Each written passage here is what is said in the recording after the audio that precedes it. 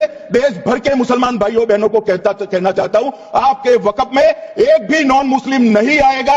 ये एक्ट में ऐसा कोई प्रावधान नहीं। मगर जो वक्फ बोर्ड है और वक्फ परिषद है, उसका काम क्या है? वक्फ की संपत्तियां मान्यवर बेच खाने वाले लोगों को पकड़कर इसके बाहर निकालने का। वक्फ के नाम पर औने पौने दाम में संपत्तियों को 100-100 साल तक किराए पे देने वाले लोगों को पकड़ना है। वक्फ का जो पैसा होता है, इनकम जो गिरती जा रही है, जिसके माध्यम से माइनॉरिटी का विकास करना है, माइनॉरिटी को आगे बनाना है, इस्लाम धर्म की सारी धार्मिक संस्थाओं को पुख्ता करना है। ये पैसा जो चोरी होता है ना, उसको पकड़ने का काम वक्फ बोर्ड परिषद। मैं गांधी की तरह इस कानून को फाड़ता हूं।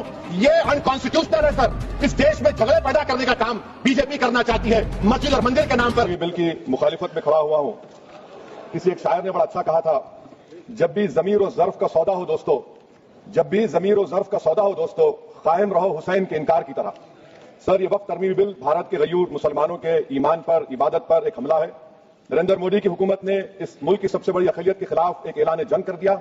मैं अपनी बात को मुकम्मल कर रहा हूं सर। नहीं मुकम्मल कर रहा हूं। स्पीकर साहब बहुत टाइम दे दिए। सर आप देखिए, इसमें अमित शाह साहब बोले कि इतनी प्रॉपर्टीज का कब्जा हुआ, चोरी हुई, ये हुआ।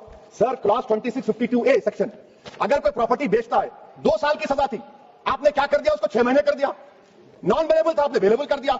सेक्शन 40 की बात करते हैं। सेक्शन 40 में सर हमको जो ज्वाइंट वर्किंग कमेटी का जो नोट्स दिए, उसमें मिनिस्ट्री ऑफ मैनेज ने कहा कि 30 साल में 515 केसेस सेक्शन 40 के और सिर्फ 8 लोग कोर्ट को गए।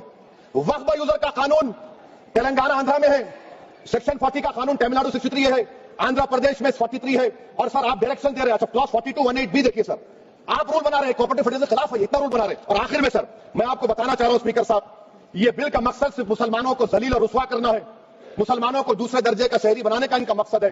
सर अगर आप हिस्ट्री को पढ़ेंगे तो महात्मा गांधी उस वक्त के व्हाइट अफ्रीका में, सफेद फार्म अफ्रीका के कानून को महात्मा गांधी ने कहा था कि ये